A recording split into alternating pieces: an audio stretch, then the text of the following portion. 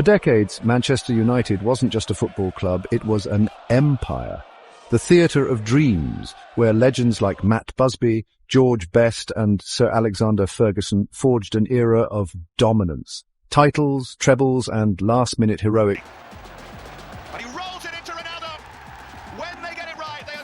became their identity, but somewhere along the way the empire started to crumble. And in the shadows, a blue moon rose.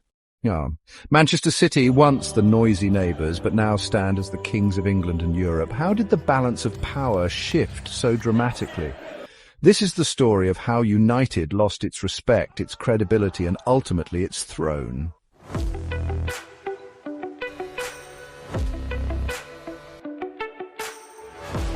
Under Sir Alex Ferguson, Manchester United were relentless.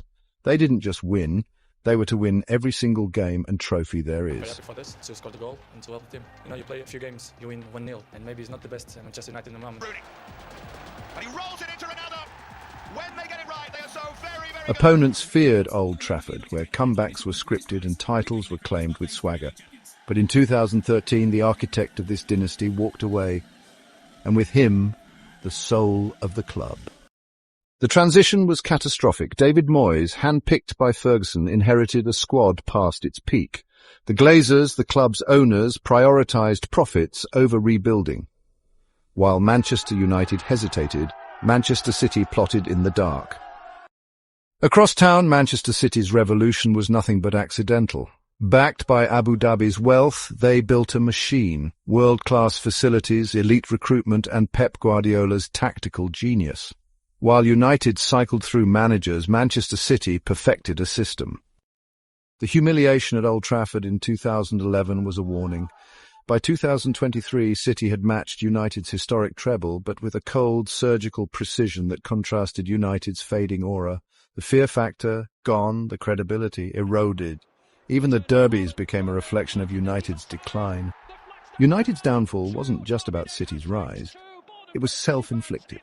Billion-dollar squads built on star names, not systems. Managers like Mourinho, Solskjaer and Ten Hag tried to revive the past, but the club had no vision.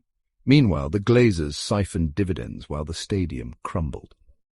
By 2025, the derby told the whole story. A lifeless 0-0 draw, Gary Neville's fury. That both teams feel happy with a 0-0. I think the best Manchester City teams and the best Manchester United teams will be very disappointed at the end of that game with the way in which they've approached it. I mean, it looks like it's Sunday afternoon, they're going to go for roast dinner together now. I mean, they micromanage within an inch of their lives. So robotic, that game, and quite symptomatic actually of a lot of games that we're watching nowadays, and it's not good enough. I feel disappointed. It's a Manchester derby and it should have more blood, thunder and risk. Mark Hughes once said, "At United, you felt teams were beaten before they stepped on the pitch."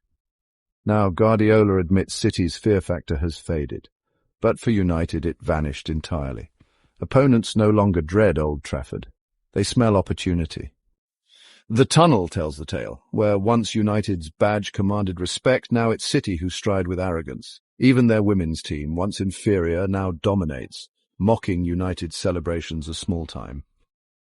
Can United reclaim their place? Ruben Amorim, their latest hope, warns we cannot copy the past. But until the Glazers go, until the culture changes, United will remain in City's shadow. The biggest club in England? Not anymore. The biggest? Not even that. The Manchester derby used to be a clash of titans. Now it's a reminder of how far one has fallen and how high the other has risen.